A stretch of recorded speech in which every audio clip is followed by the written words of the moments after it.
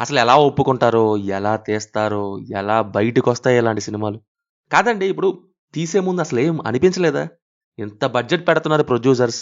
At least ఒక్కళ్ళకి కూడా అనిపించలేదా ఇంత వరస్ట్ ఔట్‌పుట్ వస్తుందని? సినిమాకి చాలా మంది పనిచేశారు. కానీ ఒక్కరు చెప్పినా బావుండేది గదండీ! అసలక్కడ ఏం లేదని. ఇది కంగువ గాదు, కంకర్ రాడ్.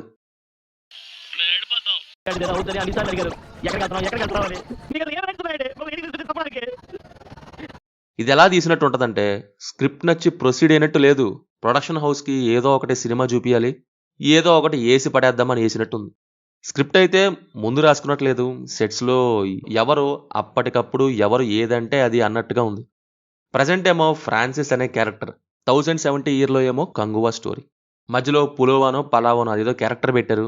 లిటరల్లీ స్క్రీన్ ప్లే ఎంత క్రింజ్ ఉందంటే, ఫ్రాన్సిస్ దగ్గరేమో సోది తప్ప ఏం లేదు. కంగువా దగ్గరేమో అరుపులు తప్ప ఏముండదు. మాట్లాడితే ఎవడు పడితే ఆడు, ఎందుకు పడితే అందుకు, ఎలా పడితే అలా గ్రో గ్రో ఏ ఏ అరుస్తూనే ఉంటారు. మధ్యలో బెకబెక, మెకమెక అని సౌండ్స్ ఒకటి మళ్ళీ. Literally drama wise, characters wise, world building wise, action wise వీటిల్లో minimum of the minimum care కూడా తీసుకోలేదు. కంగువా ఇంట్రో యాక్షన్ బొక్క, ముసలితో ఫైట్ బొక్క, చివర్లో యాక్షన్ ఇంకా పెద్ద బొక్క. యాక్షన్ ఎపిసోడ్స్ ఎలా ఉంటాయంటే కత్తిని అటు ఇటు తిప్పే విన్యాసాలు చేసినట్టు ఉంటుంది తప్ప అవి అసలు యాక్షన్ లాగే అనిపించలేదు. ఎడిటర్ ఈ సినిమాని కట్ చేసేటప్పుడు మరి ఎలా భరించారో ఏమో. ఆ కాస్ట్యూమ్స్ ఏమో లిటరల్లీ ఇదే గుర్తొచ్చింది. రెంట్‌కి తీసుకొచ్చిన అతికి అతకని గడ్డాలు ఏమిటండి ఇవన్నీ? ఇంత టైం తీసుకున్నారు.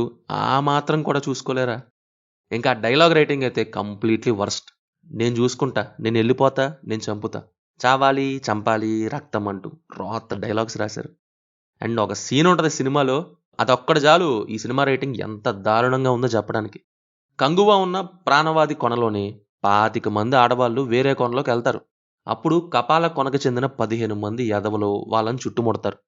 అన్నా కంగా అని అంటే, అన్న కంగా ఏమో మీరు 25 మంది ఉన్నారు. వాళ్ళు 15 మందే. ఏసేయండి అని అంటాడంట అన్న. వాళ్ళేమో మాకీ ఐడియా రాలేదేంటి? ఎంతైనా అన్న చెప్పాడంటే గ్రేట్ అని ఒక ఎలివేషన్ ఇచ్చి ఏసేస్తారంట. ఏం రైటింగ్ అండి ఇది? అంత ట్రైనింగ్ తీసుకున్నారు. అది కూడా హీరో చెప్పాలా? చెప్పేదాకా అమ్మో! అమ్మో! అని మా అన్న చెప్పాడని ఏసేద్దామని ఏసేస్తారంట. 15 కంటే 25 ఎక్కువని వాళ్ళకి తెలీదా? లేక హీరోకి బొక్కలో ఎలివేషన్ కోసమా ఇదంతా? ధైర్యం తగ్గింది హీరో ఇచ్చాడంటారేమో మేకర్స్. అంతకంటే వరస్ట్ రీజన్ ఇంకోటుండదు. ట్రైనింగ్ అప్పుడేమైంది? క్లాసెస్ ఎగ్గొట్టారా ఏంటి? ఇంతే సినిమా అంతా ఇలాగే ఏడ్చింది. ఇంకా చివర్లోని ఒక స్పెషల్ క్యారెక్టర్ ఉంటది. అప్పుడు ఎంట్రీ ఉంటదనమాట. అక్కడ ఆ క్యారెక్టర్ కొంత ఓకే గాని, అప్పటికే జరగాల్సిన విధ్వంసం మొత్తం అయిపోయింది.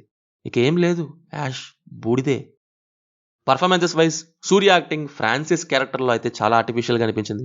కంగువా దగ్గరైతే ఓకే. ఓకే. కొన్ని చోట్ల ఎక్స్‌ప్రెషన్స్ ఓకే గాని, డైలాగ్ డెలివరీ, బాడీ లాంగ్వేజ్ అస్సలు సెట్ అవ్వలేదు. క్యారెక్టర్ బ్లూ ప్రింట్, క్యారెక్టరైజేషన్ గురించి ఏం చెప్పలేదో ఏమో! సూర్య గారేమో ఏం చెప్పకుండా, ఏం ఇవ్వకుండా ఏం జేయాలో అని ఏదో ఒకటి చేసుకుంటూ వెళ్ళిపోయినట్టుంది. రిమైనింగ్ ఆల్ యాక్టర్స్ వృధా అనే చెప్పాలి. దిశ ఏమో బికినీ కోసమే. బాబీ ఏమో ఎవరో ఒకళ్ళు ఉండాలిగా అన్నట్టు పెట్టారు. ఆ పిల్లోడి యాక్టింగ్ ఏమో కోపంగా ఉన్నాడు, ఏడుస్తున్నాడు, నవ్వుతున్నాడు అర్థమే గాలేదు. ఒక ఇంపార్టెంట్ సీరియస్ సీన్ దగ్గరేమో నవ్వుతున్నట్టే అనిపించింది. కమింగ్ టు మ్యూజిక్ ఇదే ఈ సినిమాలోని ఉన్న ఏకైక పాజిటివ్ థింగ్.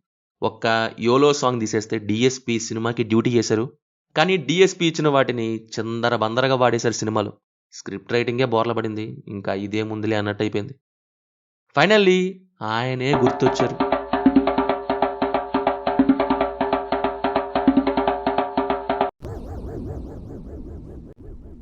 కొడుకు. కంగువ చూసారా? మీకెలా ఉంది? కింద కామెంట్స్‌లో మాతో తప్పకుండా షేర్ చేసుకోండి. వీడియో నచ్చితే మన ఛానెల్‌ని సబ్స్క్రైబ్ చేసుకోండి. అండ్ అలాగే బెల్ ఐకాన్ కూడా ఆన్‌లో పెట్టుకోండి. Will meet in next video. Thank you. జై హింద్.